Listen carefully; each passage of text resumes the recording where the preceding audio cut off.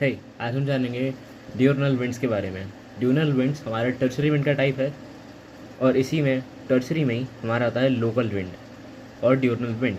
डिurnal winds the winds जो कि बड़े लेवल में नहीं बह रही, जैसे कि हमने सबसे पहले देखा था प्लानिटरी या फिर परमानेंट विंड्स जो कि एटमॉस्फेयर में बहुत ऊपर एक ही पाथ में हमेशा बहती हैं। उसके बाद देखा था सीजनल विंड्स जो कि सीज़न के हिसाब से बहती हैं। ये लोग प्लानिटरी इवेंट्स के नीचे बहती हैं और यही रीज़न होती हैं कहीं पे बारिश के, कहीं पे सीज़न चेंज का, कहीं पे ठंड का, कहीं पे गर्मी का।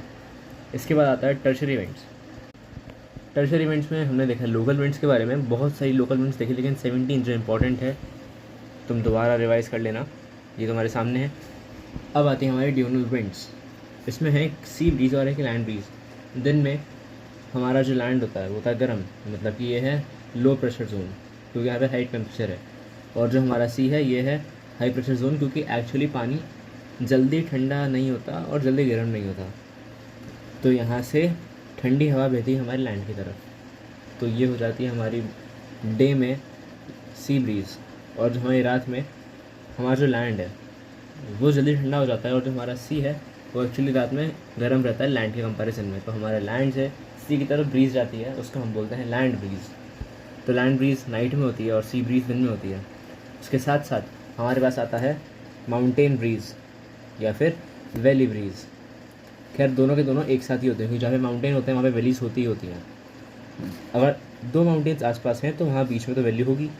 ये इसमें देखो, माउंटेन्स एलिवेशन होता है, वैली माउंटेन्स के बीच में डिप्रेशन होती है, तुम जानते ही हो।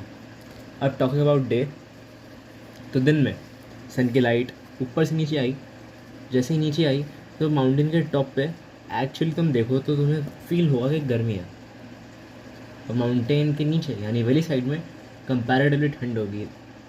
अगर तुम कभी माउंटेन्स में क्लाइंबिंग करने गए हो या फिर माउंटेन्स में रहते हो या फिर घूमते फिरते होगे तो तुम्हें पता होगा, क्योंकि मुझे तो पता है। ऐसा क्यों?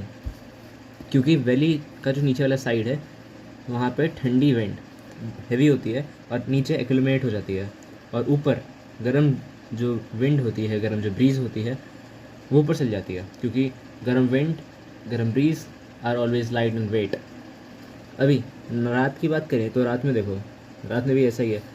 स्लोप की वजह से जो ठंडी विंड है वो नीचे आ जाती है और जो गर्म विंड है ऊपर चली जाती है ड्यू टू लेस वेट